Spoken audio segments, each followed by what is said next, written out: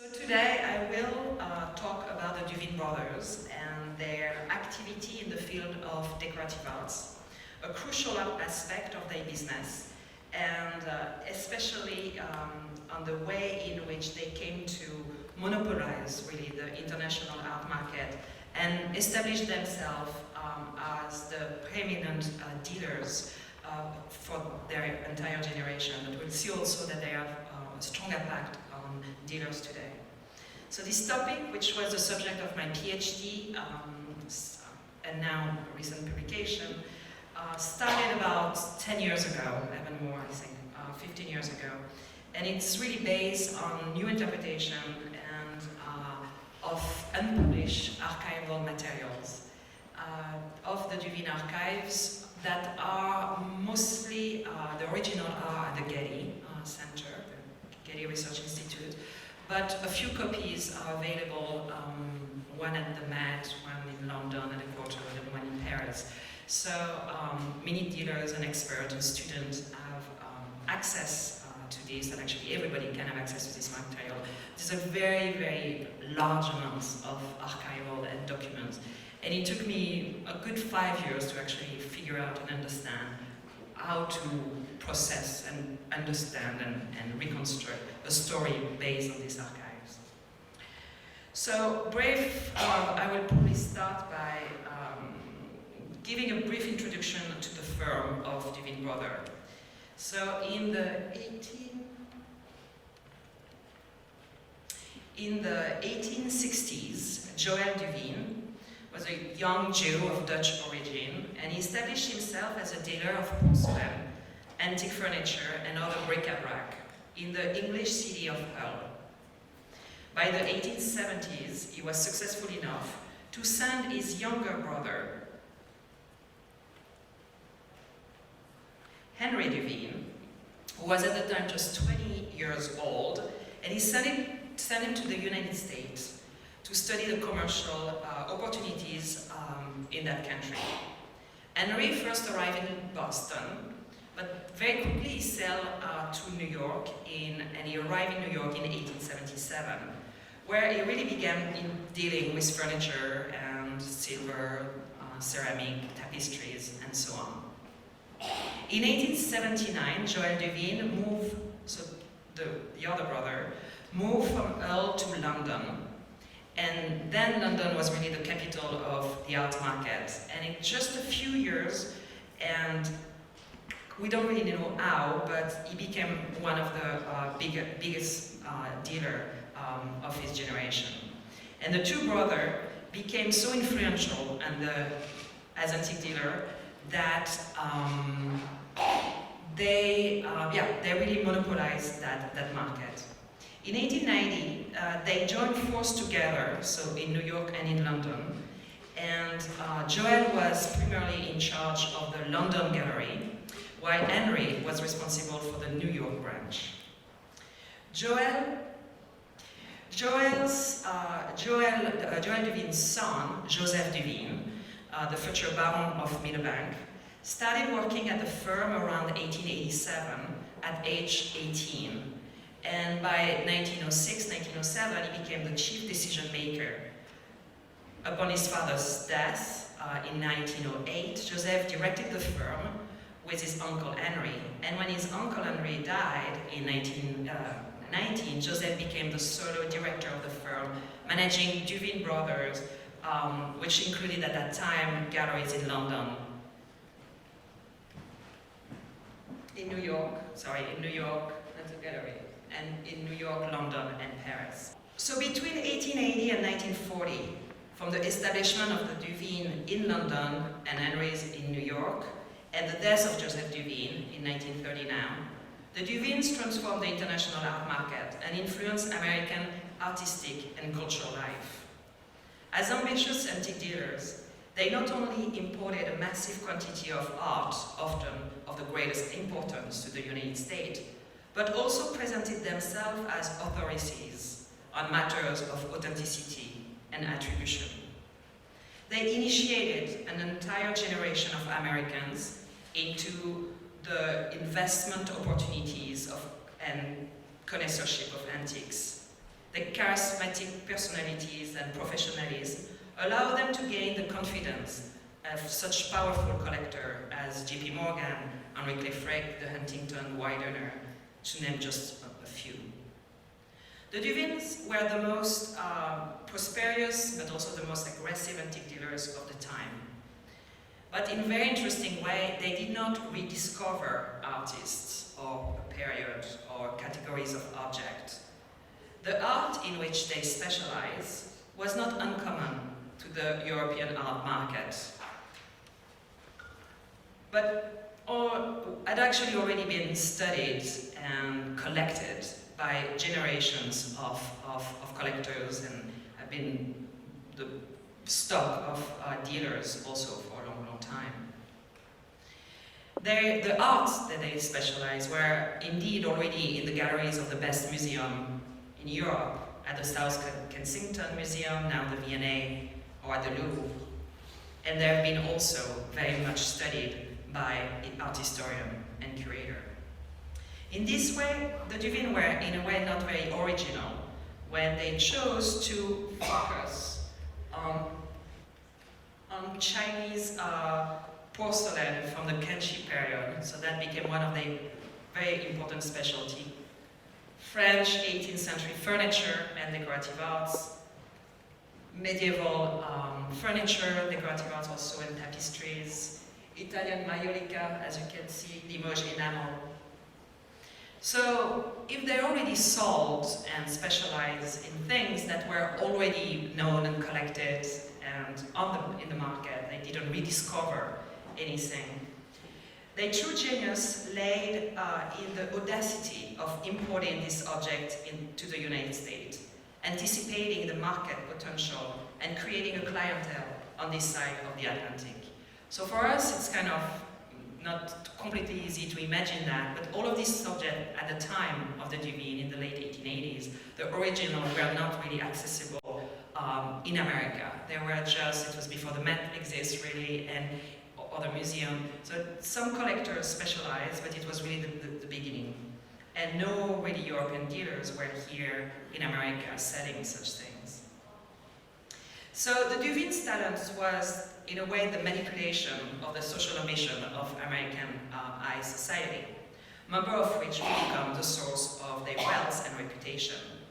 Their customers sought social recognition and therefore wanted furniture and decorative art objects that not only reflected their taste, but also showed that they belonged to the cosmopolitan elite of the time. Though the work of art in the Duveen stock became a symbol of social status. Once they realized in the late 1870s that their success was in the hand of the new American aristocracy, they created business strategies to successfully manipulate their clientele and then maintain their monopoly on as these exclusive dealers of that class of American. So they basically created a market and they dominated it for 60 years. One sort of Duveen's key commercial strategy was to diversify their stock. At a time when art dealers tended to specialize in one or two categories of objects, a little bit like today, when you see galleries where only paintings or porcelain or Asian art or African art, the Duveen continued the old tradition of bric-a-brac dealers who sold all kinds of objects in various materials and from diverse periods. In fact, until 1906, so it's pretty late, when Joseph Duveen purchased a major collection of old master painting, the firm sold almost exclusively decorative arts. And as I said earlier, from all of this different period and time. The Duveen's broad range of decorative objects and later painting and sculpture was the result of a highly strategic decision. First, it helped the firm to survive economic downturn. So when one market went down at one point, others continued to make profits, or when one market became less fashionable, they could rely on another one. So for example, During the Great Depression, Joseph Duveen purchased a very important collection, a few important collections, objects of 18th century French furniture and decorative arts from Russia. And at the time, everybody said, why the Duveen will buy this object? Nobody wants 18th century French furniture. But, so they bought it at actually relatively low price, and they sold it immediately at extremely high profit to Anna Thompson, a Dodge of Detroit, and now the object, the key, the core of the collection of the Detroit Art Institute. So while other painting dealers, especially, were really having trouble selling their pieces, actually the Duveen went through the Great Depression because of this great crew who was selling this 18th century piece of furniture to Dodge. When the Duveen brothers appealed to multiple markets, they did not associate themselves with bric-a-brac dealer, but rather with high-end picture dealer and purveyor of luxury goods. A study of their address in London, New York, and Paris confirmed this. In London, Joseph Duveen first opened his gallery on Oxford Street. But in 1890, they moved to Old Bond Street, which was then the high-end commercial district with many paintings gallery, while the market for old furniture and curiosity was concentrated in Soho. So already then, very early, the Duveen wanted to be associated and near the market of paintings, of old master painting. In New York and Redover, the Duveen often changed addresses. They established first in 31st Street and 5th Avenue, and in 1912 they were on 57th Street, which is that. And they continued to go up on 5th Avenue, and they end up at the corner of, actually, you know what? It's where the Trump Tower is. They destroyed this to build where Trump lived now. So it's, you know where it is. It's south of the street. And again, this idea of going from south, staying on 5th Avenue, from downtown to uptown, going closer and closer to their own clients, and also be able to build such a beautiful houses like that, was also a way to be closer to the market for old master painting, associate themselves with old master painting, and also to be closer to their client, and by association be like his clients. Sorry, I should leave it on that. So you can see 5th Avenue at the time, very busy district. And in Paris, they also had only one gallery at Place Vendôme, which is also absolutely the center of the luxury goods, the market for luxury, and also the center of the great hotel in which all of his American clients were actually coming and stay in Paris. So in Paris, they didn't really try to attract new French clients. They prefer actually to entertain and to meet the American client when they were in France.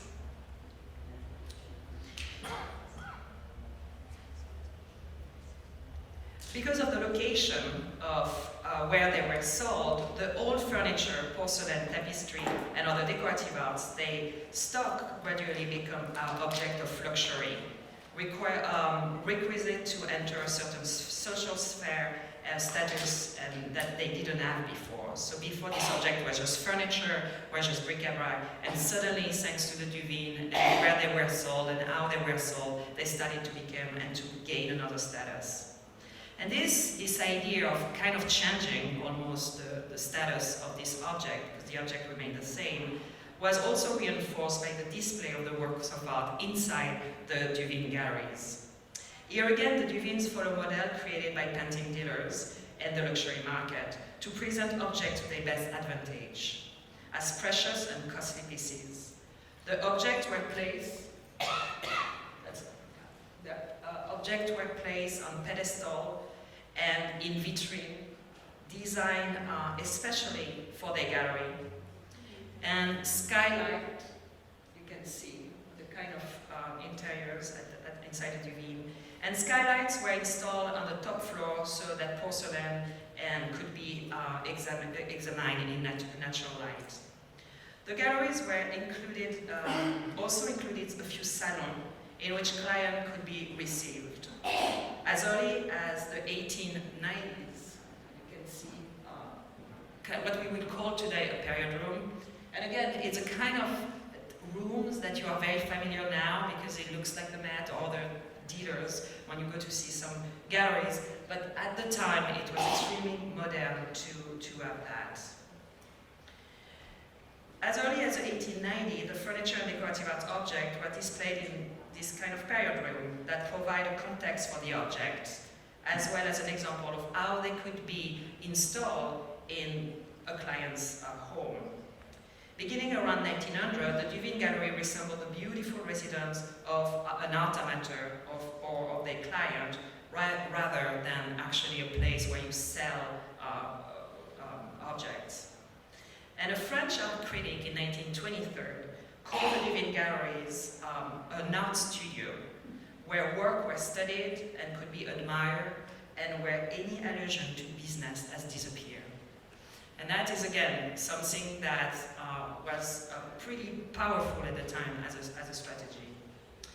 So another important commercial strategy of the Duveen Brothers was to assume the responsibility of the interior decoration of their clients. So therefore they were addressing for their clients the question of function and value again of these objects, how they can display them in their own home. As far as I know, the Duveens were the only art dealers at the time to provide such a service for their customer. And now it's something you see much more, and you see some important dealers be in partnership or working closely with interior decorator. At the time, it was quite new. Joël Duveen, so that's another interior period room. Another one, sorry. Joël Duveen became an interior decorator in the late 1870s, so very early in his career, and almost at the time when he established himself in London. So according to James Duveen, his nephew and the author of The Rise of the House of Duveen, published in 1957, and I will quote, within a few years, Joël Duveen was the most sought-after decorator in London, and his reputation soon brought him the very rich clientele amongst the great merchants and industrialists, which he had foreseen and hoped for during those long years. As an interior decorator, Joël Duveen had access to the private domain of his client. There, he was able to learn about their tastes and how they live, and the size of the rooms. And it was also much easier for him at that point to suggest an acquisition. A few objects for the entrance, for the dining room, a vase that could fit here. If the project was more ambitious, such as furnishing and decorating an entire house, he was able to sell dozens of items at once. This was, however, always a second activity to his business as a dealer. And he was always, actually it's only through archival material that we understand that he was a decorator, and through that quote of his nephew. Otherwise, he was never advertising himself as a dealer, as a decorator, sorry. So unfortunately, there is no photos or no record or description of the room, the interiors that Joël Duveen have done. But we can imagine that they were mostly furnished with objects that were in his stock. So it was a way for him to really sell his stock. And the wall was probably, covered with tapestries, and there were probably a lot of Chinese porcelain and Renaissance objects that were then fashionable, and 18th century furniture, and so on. With interior decoration becoming part of the Duveen Brothers' business strategy, Henry Duveen in New York quickly embraced this role of interior decorator too. His beginnings as an interior decorator are no better documented than his brothers in London. But again, according to the same James Duveen, the younger brother,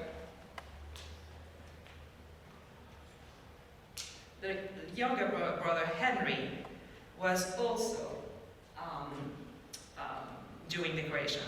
A few weeks later, after Henry, Joël and Aunt Rosetta left for New York on a visit that would last for some months, because my uncle, Vignon, has undertaken the decoration of some great houses of American clients. This decorating always included enormous sales of precious things to fill those houses. According to Edward Fowles, who worked with the Duveen for about 30 years and published in 1876 a very important book, Memories of Duveen Brothers, 20 Years in the Art World, we learn that from his earliest days, Uncle Duveen worked closely with architect and decorator, thereby so familiarizing himself with the taste and desire of his clients that he was able to suggest to them suitably impressive furnishing, tapestries, or pictures for their newly refurnished mansions. However, interior decorating was a business strategy and was just not a commercial activity, and it's left to the son of Joseph. So you can see in ads like that, that we only see that they present themselves as art dealers and never as decorator.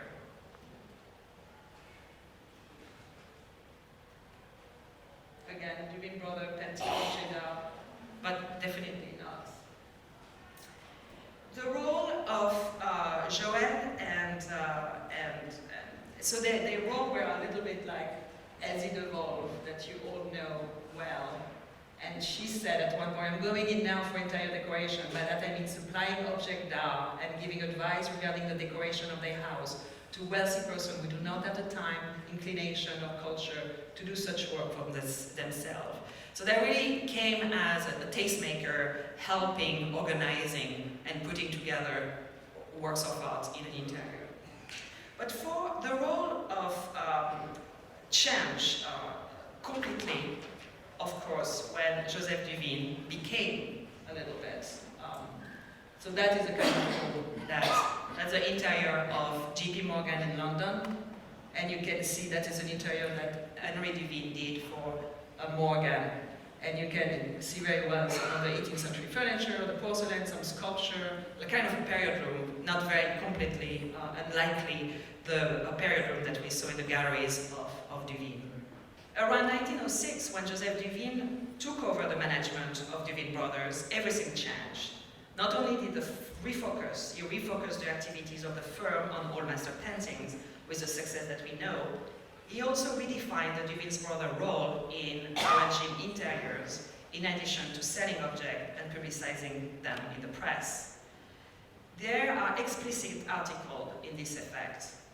For example, one from the San Francisco Examiner of March 27, 1909 said, "The Duveens are planning the entire interior decoration of the new Huntington mansion, which is destined to be an art palace. The library, in which the Boucher tapestry are to be hung, will be of the Louis XIV period, the drawing room will be the XVI example, while the dining room and corridor will be purely Georgian. The Duveens are now collecting pieces of paintings and sculpture and objets d'art to harmonize with the various rooms. In the Georgian room, the painting and furniture will be entirely by English master. The Duveens have been given carte blanche in the decorations, and it's possible to estimate now the immense sum which the mansion will ultimately cost. For Joseph Duveen, the priority for the firm was not longer to create interior in order to liquidate the stock that they have of furniture and decorative art, like his father and uncle have done before. What he wanted, Joseph Duveen, actually was going to create interior from scratch to really encourage his client to buy items from him.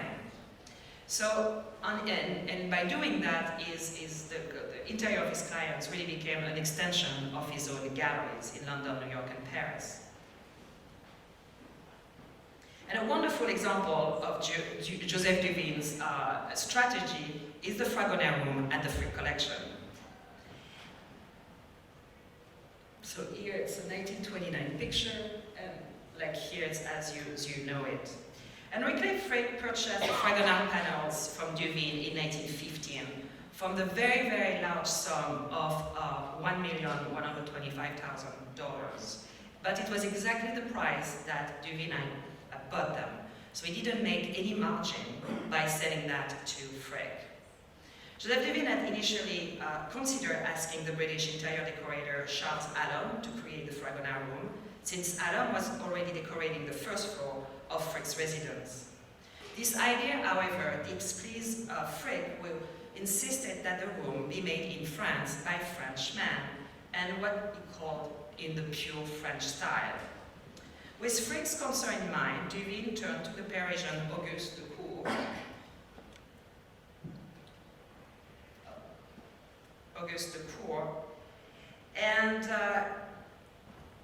and he said to Duveen, Duveen said to Decour, everything depends on this.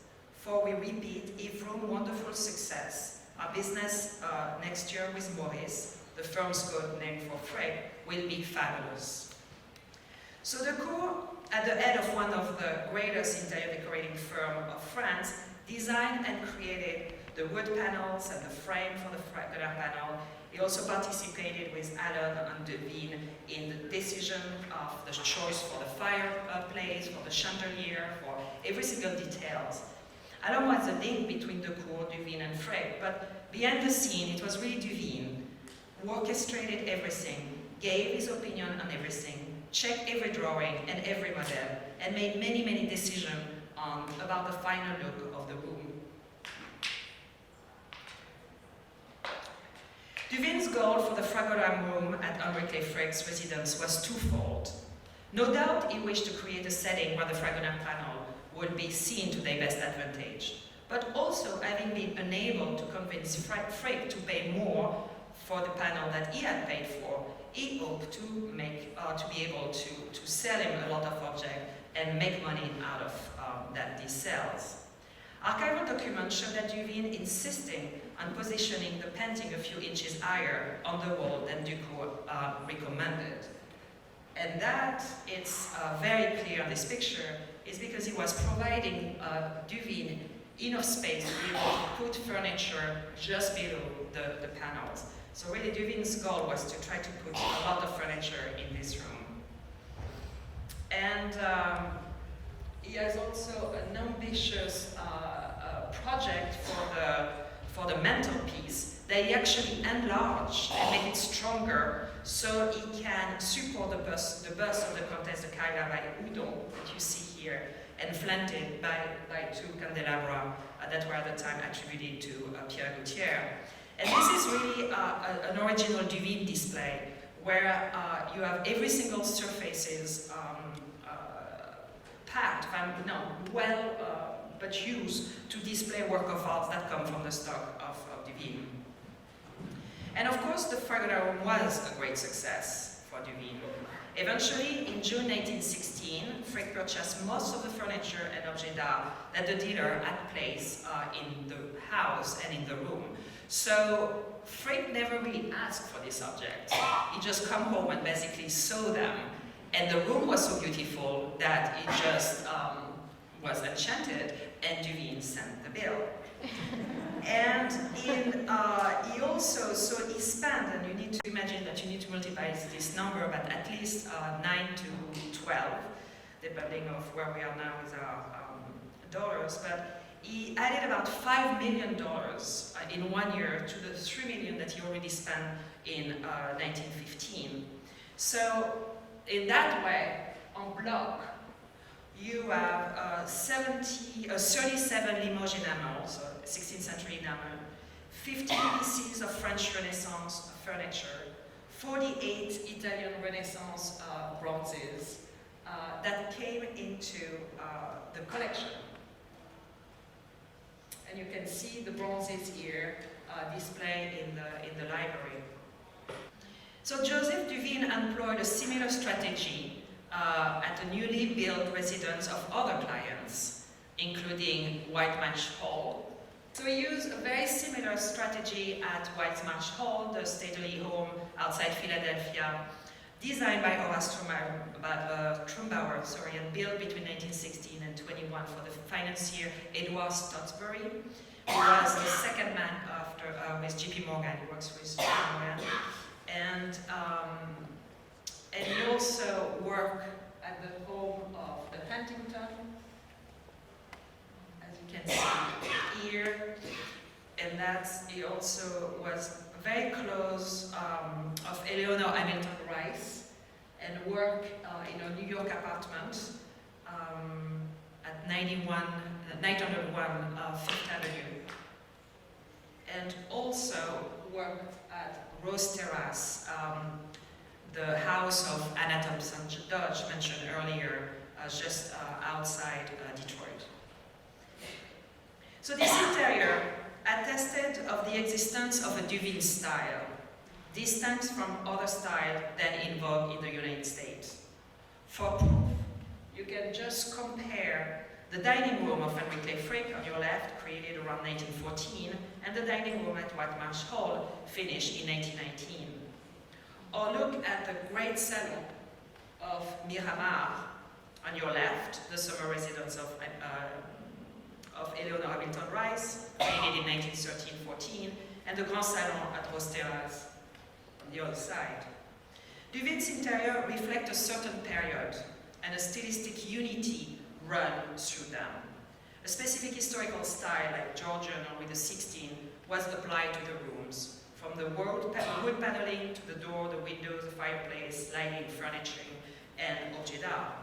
This principle of creating a period room was definitely not created by Duveen.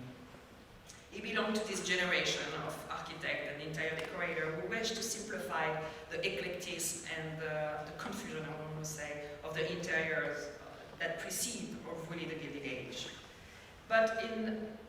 So they were not the only one doing this style, having this unity of style. But this was, with Duveen, it was combined with a sort of quest for authenticity. And it was achieved through a careful study of architecture and interior decoration of the past.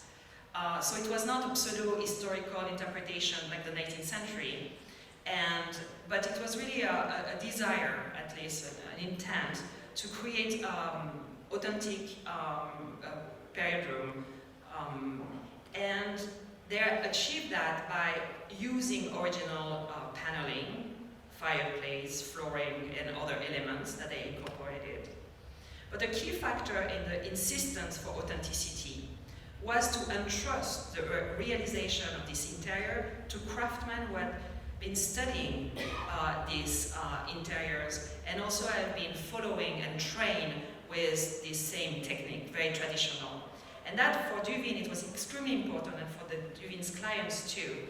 It was to have actually the rooms made by craftsmen from the country where they come from. So basically the French room were done by French craftsmen and that have studied, the traditional way of making wood panelings, gilding, and bronzes. And the British rooms were made by British craftsmen. And that was very important, not only for the Duveen, they were bringing in the United States this touch of authenticity through the people who were actually making them. And it became extremely important for the clients themselves. And as I said earlier, you remember Henry Clay Frick insisting for having the room made by a Frenchman, the Fragner room. However, the historical authenticity was of course compromised by Duveen's commercial interests. His preference for the neoclassicisms of the 18th century was dictated not only by his aesthetic value, but by pragmatism. The straight line that characterized neoclassical wall paneling were ideal for hanging paintings and large tapestries. And this is a project of the Carlion, who was the great French interior decorator that worked very closely with Duveen for many, many years.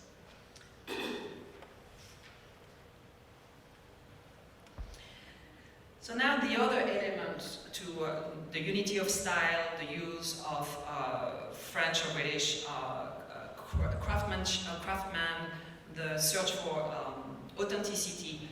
That are all important elements to understand the Duveen style. But the last one, and I would like to say the most important in many ways and the most Duveenian, was that the interior created by this French and British decorator were essentially backdrop for the furniture and work of art in Duveen stock.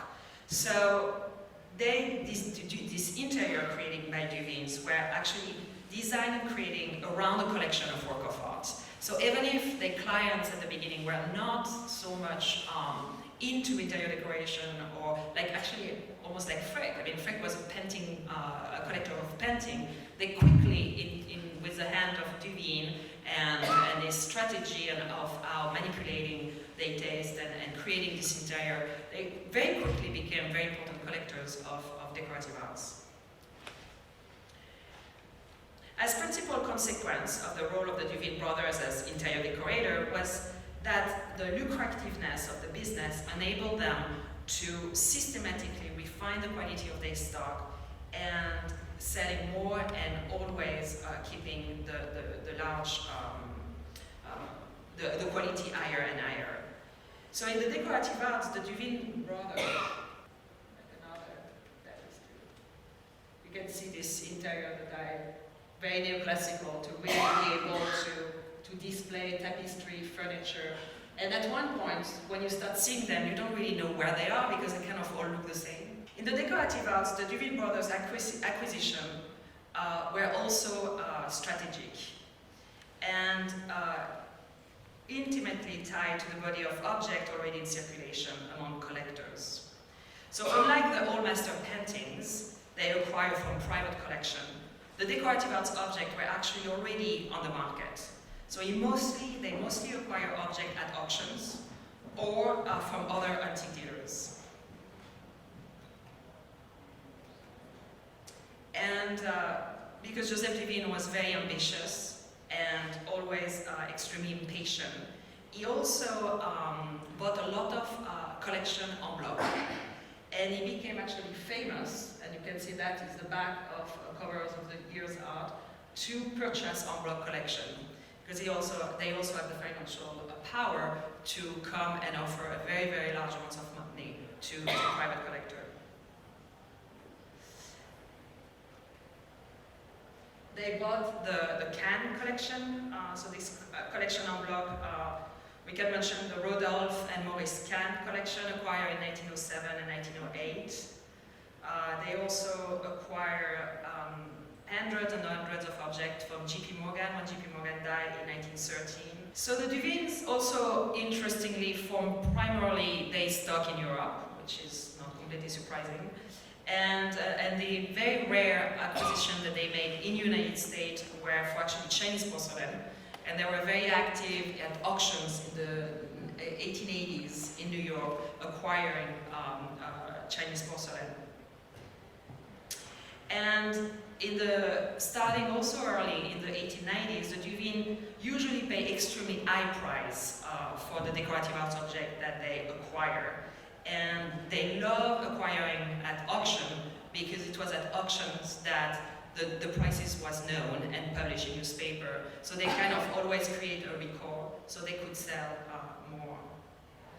So that is one of the reasons why they really sell very high price objects. But they were definitely extremely expensive dealer. I mean, I can give you a few. That is the Comtesse de Kayla by Houdon. Was sold to Frick for the astonishing price of $225,000 at the time. Again, you multiply that by 10. And this set of furniture was also sold to Frick for $240,000. And just as a comparison, Frick acquired from Nödler, from another dealer, this absolutely masterpiece of Bellini for just $170,000. So Duveen sold the chair and the bust for much more money than the masterpiece of. So so the main question is like, why were the clients of Duveen's willing to pay so much high price? Henry Huntington was very explicit on this subject during a trial against the art dealers Lewis and Simons, who sold him a supposedly fake Romney in 1916. So the judge asked Huntington, are you an art connoisseur? To which he answered, no. Not in the sense of being a literary or antique critic. I'm not a specialist. I do not know what is authentic from what is not authentic. If, for instance, I was shown a very clever copy of forgery, or if I was shown a picture of the same school, I would not necessarily know whether it was by the master or by the pupil. Nor would it be sure in many cases whether the picture was painted in the better period or the worst period of a certain master's life. When I buy pictures, I have to rely upon the honesty and straightforwardness of the art dealers who sell them to me. I am accustomed to give exceptionally big price for the paintings which I buy, and therefore I expect and require him to have sold me the only pictures of the very best quality. So the price, the high price, was actually almost a guarantee of authenticity. And the Duveen established themselves as experts in a world at the time very much dominated by questionable art dealers. They were among the first dealers to privately publish booklets. So that is really the art market. There were constantly articles about bogus antiques. It was very, very difficult for the collectors who didn't really know and to navigate into that world. So if they published these little booklets and catalog that provide the provenance and the history of a piece, a detailed bibliography, a lengthy commentary. So the Duveen guarantee the history, the provenance, the authenticity of the object they sold, and they documented them. So now you are also, again, you are very used to a beautiful catalog published by dealers, but it started a little bit like that, with like a desire of doing that. And in each galleries of London, New York, and Paris, in each of the Duveen gallery, there were a library with a very large number of monography, exhibition catalog, sale catalog, for the research purposes. And here you have a plan, you can't really see it, but in the Paris gallery, and it was really the first floor that you had the large library where the people who was working at the gallery could start doing research. When the Duveen didn't have information about an object, they also often consult experts. And that, again, at the time was not that common.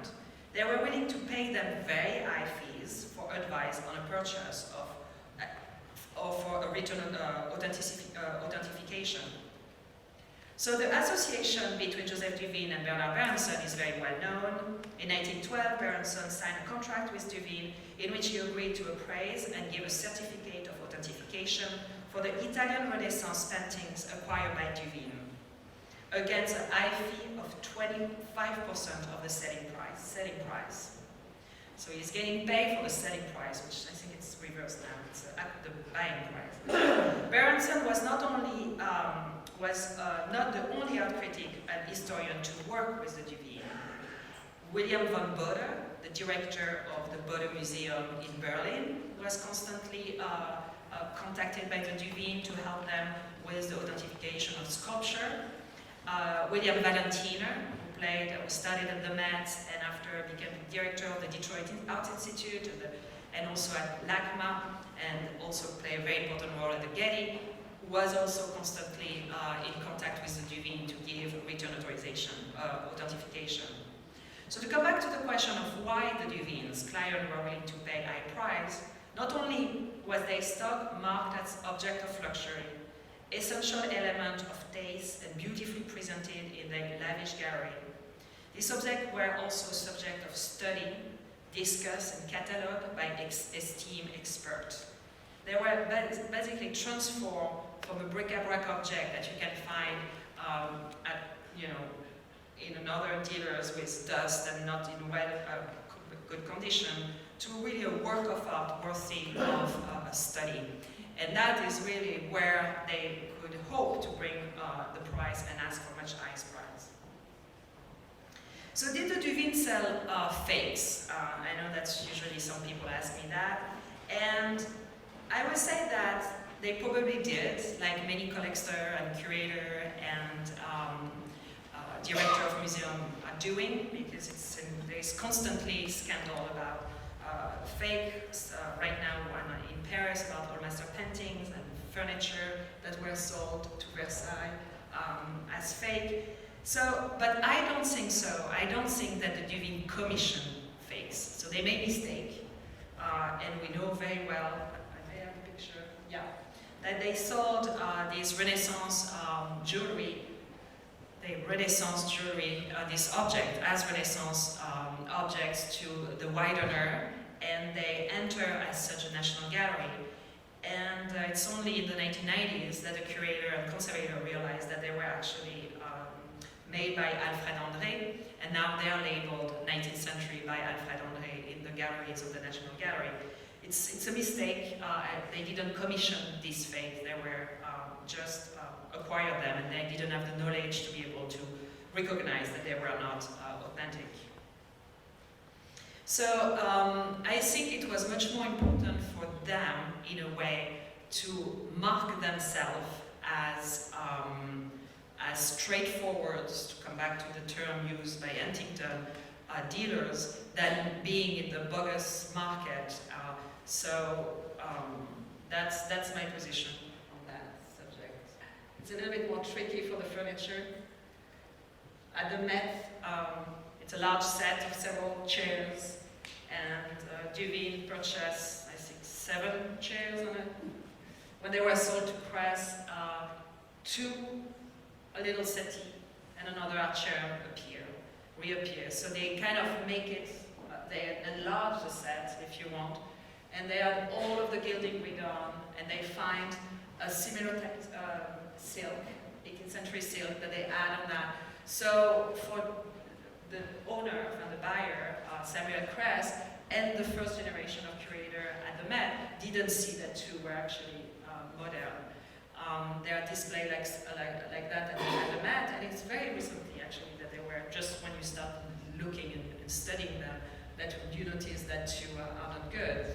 And when you go and look at the selling and the bill, the invoice of Duveen to Kress, you see that each of the chairs cost the same price. So there it's like where really with the furniture, Duveen I think was a little bit fishy. After, they sold a lot of reproduction furniture that were sold as such. And they cost much less, and they are said reproduction of in the invoice with the price about 1/10 of an original piece. So that you see copy original. So the Duveen were this, I think, remarkable character, and beside the fact that yes, they very much monopolize the art market, create something very new that they brought in America. They did everything possible to really sensibilize also the American to old works of art from Europe. So I think at that time it was kind of remarkable.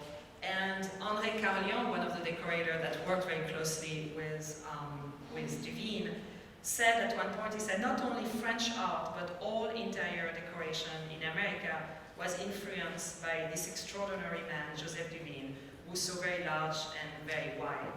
And I think there is this sense of all of them, the Joël and Henry, but even more, Joseph Duveen, had this extremely powerful energy, and they're so big, and they really wanted to and they succeed in bringing thousands of objects and placing them very well in the house of these collectors. And the movement was that after these collectors very often gave their collection or created museum, Huntington, Frick, and so on. So now these objects are actually accessible to the public. So I don't know if you have any questions that I can answer. Yep. Do you have any idea, because it's not in your book, the name of the artist who was... do you have any idea, because it's not in your book, of the name of the artist who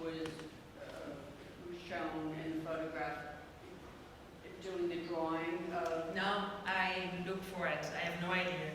The portraits of Duveen, yeah, the beginning, I'm not even going to try to go back there. No, I don't know, I look for it. Okay. If you do, tell me. No. Like Joseph David sitting as a, yeah. Another question? It's a great portrait. It's a lot of this material are new, archival material, never published, from the archive themselves. And I found that in the archive at the Getty, but yeah, I don't know who is the artist. Okay, thank you. Someone else, please tell me. Did they ever do rooms like bedrooms, the more private rooms? No. And so might we anticipate seeing them when the Frick expands to and some of the second floor rooms are open? Thank you. So the private rooms at Frick's residence were done by Eddie DeVol. So Duveen was not involved in it. So that's it. But that'll be cool.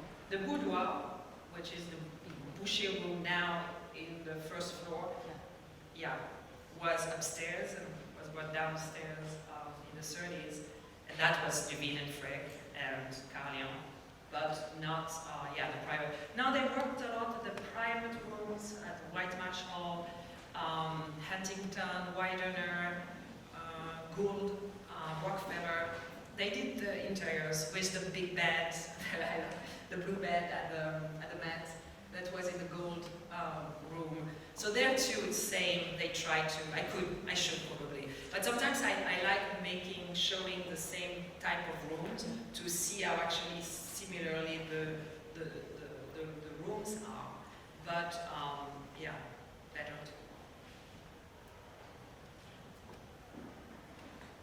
Any more questions?